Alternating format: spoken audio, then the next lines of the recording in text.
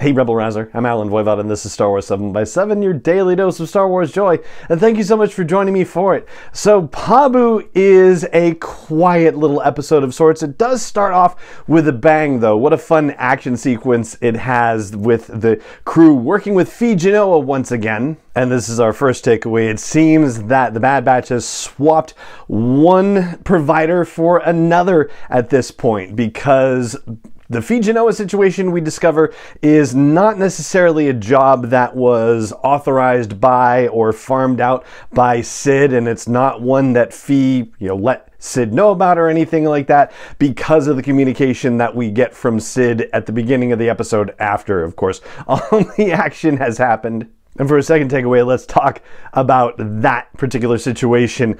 It's a little bit more troublesome now than it might have been earlier in the season. So Sid obviously is threatening the Bad Batch and saying, yeah, this is for our mutual benefit, and basically implying that she'll turn them into the Empire if they don't get back to work for her.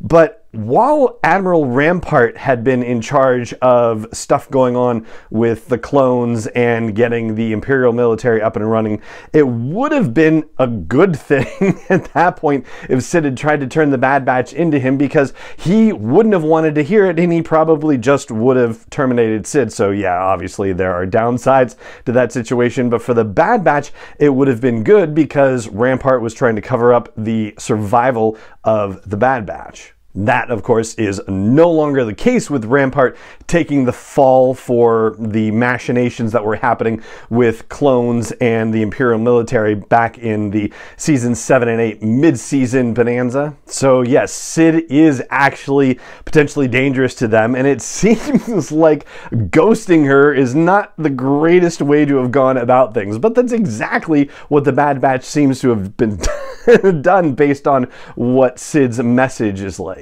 For a third takeaway, I want to bring Tech back into our discussions. So the crossing earlier in the season was really a big episode for Tech, where he talked to Omega about losing Echo and about how he feels things differently and people express things differently, and just because he expresses things differently, it doesn't mean that he doesn't feel any less deeply by comparison. And since then, he and Omega have been developing a stronger bond, and certainly there's evidence of it here when Tech gets hot under the collar, like almost immediately when Phee starts talking about what Omega needs and that she needs something different in her life. He is very protective of her right off the bat, and you see moments of that throughout the episode where Tech seems to very particularly be expressing care and concern for Omega, but also realizing that, yeah, maybe Phee has a point about her needing to have something resembling a normal life and normal experiences with normal friends her age. For a fourth takeaway, let's talk about Phee Genoa. Wanda Sykes is certainly having a great time voicing this character, and gosh, I'm actually at the point where I believe Phee Genoa, in the sense that she's been described as a pirate, but she describes herself as a liberator of ancient treasures, right?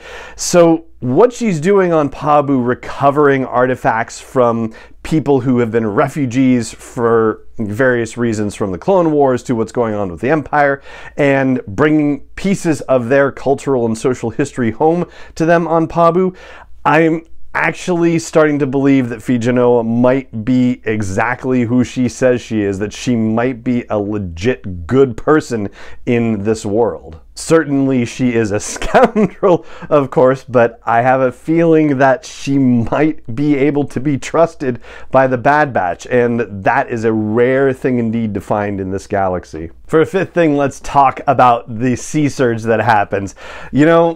This is one of those things where suspension of disbelief comes in, right? Like, there hasn't been a sea surge in more than 3 decades, and it just so happens to happen the one day that the Bad Batch shows up on Pabu. I mean, what are the chances, right? But I gotta tell you, I've been through a lot of earthquakes from when I grew up in Southern California. I've been through the Silmar quake, the Whittier quake, the Landers quake, the Northridge quake, and I'd be lying to you if I didn't tell you that when I go out to Los Angeles, anytime I do, and that includes my most recent trip out for Celebration Anaheim last year, It always goes through my head, gee, it's been X amount of years since the Northridge quake, and there hasn't been a really big one in LA since. I wonder if it's going to happen while I'm out in California. Like, it always goes through my head. So for me, at least, there's not much disbelief to be suspended. I can totally buy into the situation happening.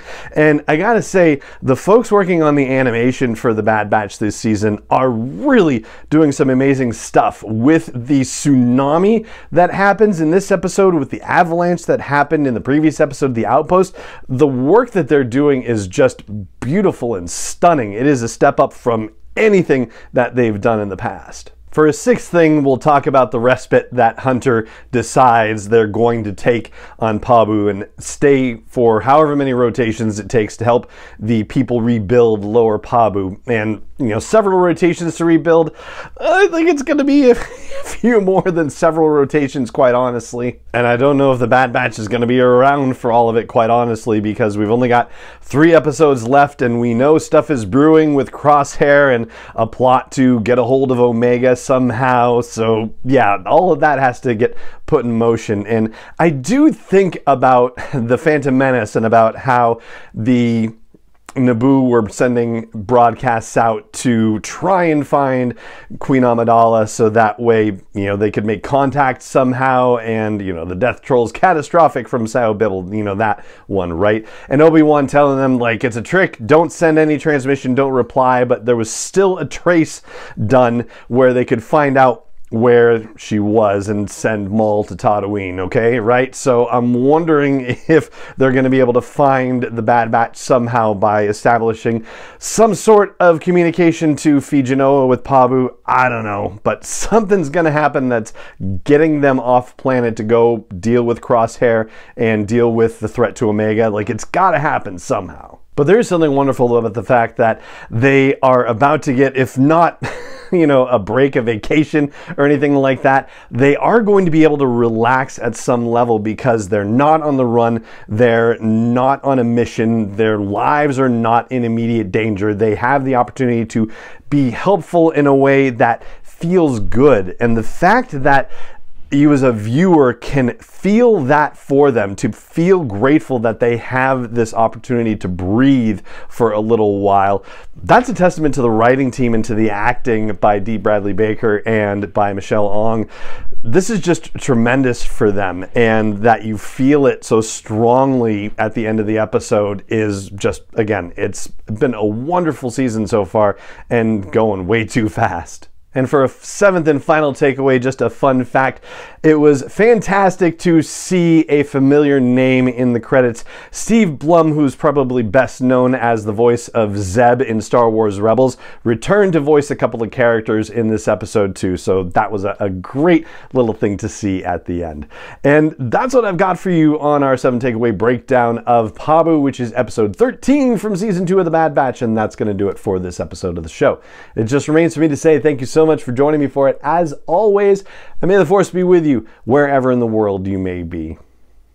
Star Wars 7x7 is not endorsed or sponsored yet by Lucasfilm Limited, Disney, or 20th Century Fox, and is intended for entertainment and information purposes only. Star Wars, the Star Wars logo, all names and pictures of Star Wars characters, vehicles, and any other Star Wars related items are registered trademarks and/or copyrights of Lucasfilm Limited, or their respective trademark and copyright holders. May the Force be with them. All original content is copyright 2021 by Star Wars 7x7. We hope you love it.